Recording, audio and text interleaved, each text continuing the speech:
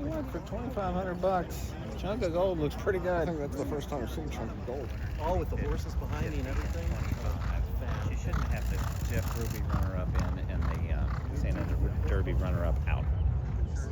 Yeah, we're going to be in the 80s by the time we get to this afternoon. Lots of sunshine, occasionally good light. So if you're not a big fan of the heat, it's going to feel downright hot out here. But at least the humidity will be quite low. But look at some of these numbers across. Ethan West, first and foremost, most important is, did we win last night, the game you were coaching your boys in? Yeah, we definitely won. We killed the other team.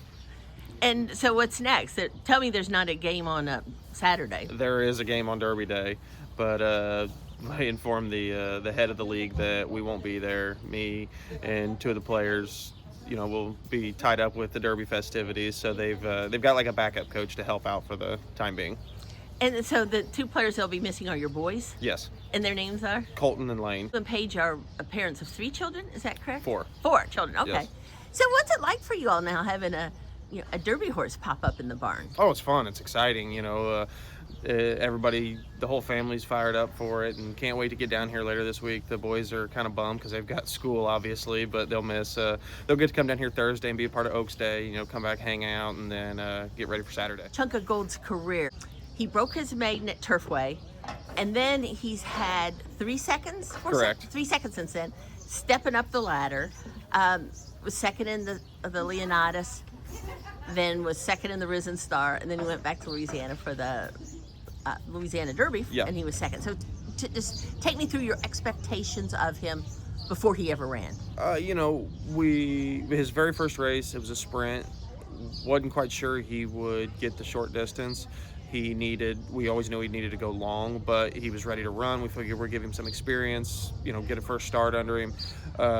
He outran his expectations there just because of the distance, and he was actually pretty forward, and him and another horse duked it out down the lane, and we got up in the last few strides. Stretched him out. We'd planned on going into an allowance race after that, but with the bad weather we had at Turfway, the allowance race wasn't going to go, so we went into the stake instead. He ran a really good second, had a little bit of trouble, was running still green, very immature. After that, we started thinking the first Derby preps, aimed for the Battaglia, started doing the homework on that. Well, we weren't going to get in because of earnings because we broke our maiden in the maiden auction race, so our earnings were half as much as the other maiden special weight winners. We'd have been looking about the 15th spot on the entries. So we all got together, came up with the idea we're going down, we'll take a swing at the Risen Star. Shipped him down there, got him on the dirt, seemed to love it, seemed to love that long stretch down there. Run a huge second place, and first time on the dirt.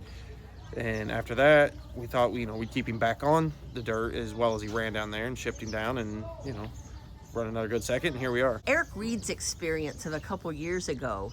Here's a guy based in Kentucky year-round.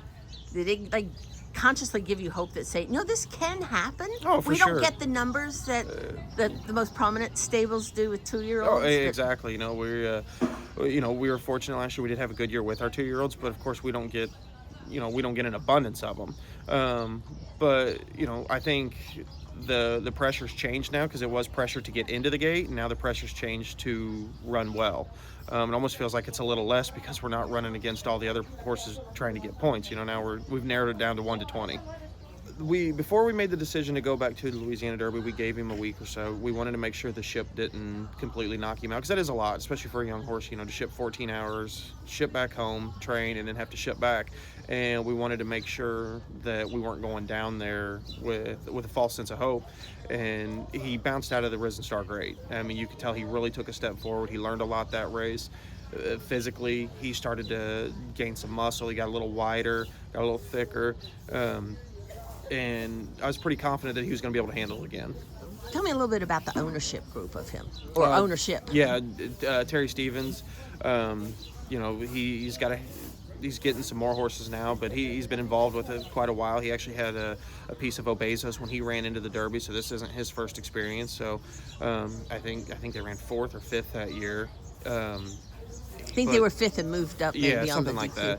that. So he's excited to be back and excited to be doing it on his own, with his family instead of just owning a small percentage of the horse. Where's Terry from? He's at Russell Springs, Kentucky. So, a homeboy. Yeah, too. he is. Yeah. So he has 3 straight seconds, as we said. If they could tell you now, you can sign the line now and you'll be second in the Derby, or you can roll the dice and see if you win. What would you do? Oh, that's a turf rider question. Yeah, it's apropos of nothing. But that's a tough one. I mean, obviously, a second would be huge, but you still want to win. Yeah. So now the field's set, and you're posting 19. Mm-hmm. And from what I've read, that doesn't faze you.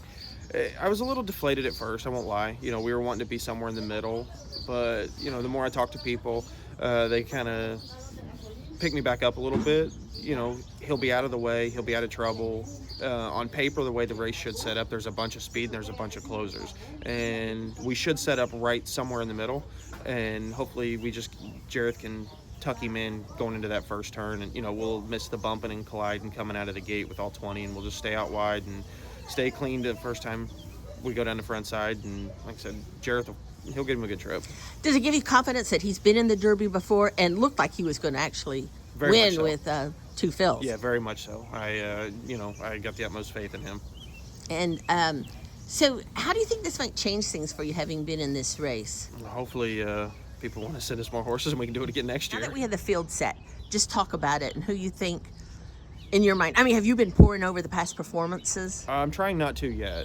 I don't want to take a deep dive into them yet, which, watching all the preps, all the horses that are in it, the running styles, I think are, everybody's pretty familiar with all the styles of running. I think Citizen Bull doesn't have an option but from the rail to go. I think Owen Almighty from the outside, he's going to go. Sovereignty's going to come. He should drop back. Burnham Square should drop back. I think the styles, they're not going to change drastically going into this race. So I think the PPs, obviously we'll take a look at them here once we get a little bit closer, but I've got a pretty good idea how it'll play out. We're doing a follow-up because I forgot to ask Ethan a question about your horse, Chunk of Gold, who's proven his weight in gold just about, only cost $2,500 as a yearling. He did at the Phasig October sale. So Chris Melton picked him out, found him, and purchased him. And so when you get sent the horse, what did you think? I mean, did you even know that's what he cost? No, I looked him up after just to look up his profile, his pedigree, all that good stuff, see kind of if he had published works or anything. When the racing manager for Mr. Stevens called me, he said they had a 2-year-old that they were pretty fond of and they were going to send us in. So it's just one of those things. I didn't know about it right at first.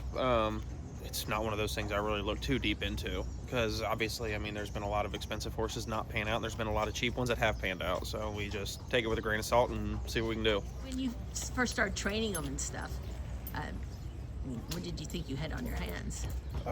We didn't know how high the ceiling would go. I think he's definitely gone through the ceiling that we set, but he was a very classy horse. He did everything right in the mornings, and we just had to give him a chance. He's just one of those horses that at this auction, when there's a lot of horses being sold, can fall through the cracks. Oh, for sure. And it's not like he's a great big horse, a great big, robust, grand looking animal. I mean, he's very good looking, don't get me wrong, but he doesn't look like journalism, that's for sure.